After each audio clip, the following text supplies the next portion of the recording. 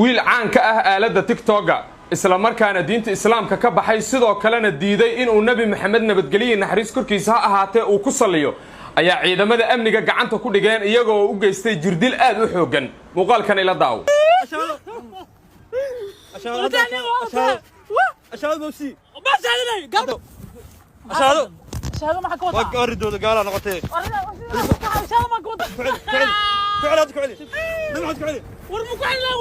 كان ciidanka marka ay qabteen waxa ay dhaheen nabi maxamed ku sali balse waa uu diiday oo sidaad muuqaalka arki kartaanba waxa uu leeyahay kuma salinayo intaanan guda galin wiilkan dhalinyarada ah ee caanimadii ku raadinayo inuu nabiga aflagaadeeyo waxaan ka codsanayaa marka hore haddii aad nabi maxamed nabadgeliye naxariis korkiisa ha ahaatee aad jeceshahay inaad muuqaalkan like saarto ilaahay dartiisna aad u sheer garayso si uu u gaaro muslimiin fara badan oo wiilkan ciqaabta uu mudan yahay marsiya markaasi qaybta hoose ee commentigana hal mar aynu ku salino xabiibkeena maxamed nabadgeliye naxariis korkiisa ha ahaatee aad iyo aad ayaad u mahadsantihiin aynu guda galno muuqaalkan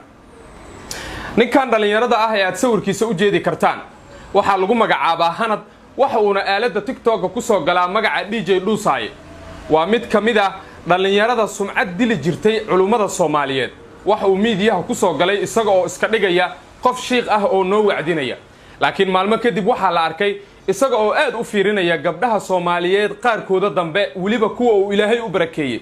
ka soo tag wiilkan habeen dhaweyta ay live soo wada galeen wiil ay saaxiibo yihiin sidii markaasi live-ka loogu wada jiray TikTok-ga ayaa la yiraahday DJ Dhuusaaye nabigaaga ku sali waa uu aamusay mar kale ayaa loogu celishay oo waxa la yiraahday nabi maxamed ku sali waxa uuna si toos ah u sheegay inuusan nabiga ku salinaynin subxaanaka yaa cadiim intaas wixii ka dambeysay bulshada ku dhaqan magaalada caasimadda ah ee Muqdisho ayaa carax xoogan ka muujiyay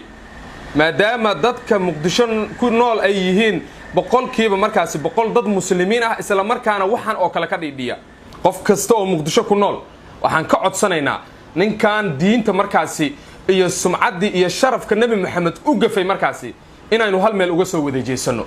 muuqaalkiisa aynu meel walba gaarsiino guryaha Soomaaliyeed ee Muqdisho ku nool ninkan aan lagu hoynin laamaha amnigana ay la xisaabtamaan maadaama wadanka uu ka jiro markaasi xukun iyo sharciyad kala dambaysa qof diidaya fiiri war nabiga ku sali adiga muuqaalkan daawanaya hadaan ku dhaho waad ku salinaysaa sallallahu alayhi wasallam laakiin ninkan war nabiga ku saliya la leeyahay uu aamusaya haddii la dhaho heblaaye ka warana dabadeeda waaweynta waana yarta uu leeyahay fiiri kan oo kale ayaa diinka iyo sharafka markaasi ummadda Soomaaliyeed markaasi ku xadgudbaya waa inaynu hal meel uga soo jeesanaa laamaha amniga talaabtan haddii ay qaadeen oo ay ninkan xabsiga u taxaabeen waa arrin bogaadin mudan oo u baahan in loogu hambaliyo laakiin haddii muuqaalkan uu yahay igu sawir iyo wax la mid ah waxaan ka codsanaynaa laamaha amniga waliba kuwa arrintan ku shaqada leh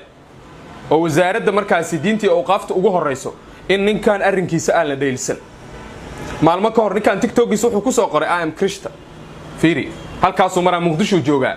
waana qof Soomaaliyeed oo beel Soomaaliyeed oo raxan weyn loo u dhashay waxaanu bari bulshada ku soo qoranaa I am Christian ay reer TikTok qofkaas aad marka dhiiri gelinaysiin وصاحب الله دماadka muuqaalkan hadaad u weliso waxaan ka codsanaa inaad muuqaalkan like saarto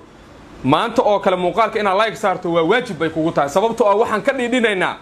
oo aynu halkan u taaganahay waa in aynu difaacnaa diinteena suuban ee markaasi islaamka iyo sidoo kale xabiibkeena iyo makhluuqii dadkii koonkan la keenay shakhsiga ugu markaasi fadliga wanaagsanaa ee nabi maxamed nabadgeliye xariis kursaad marka muuqaalka share gareeya oo la gareey qaybta hoose ee commentigana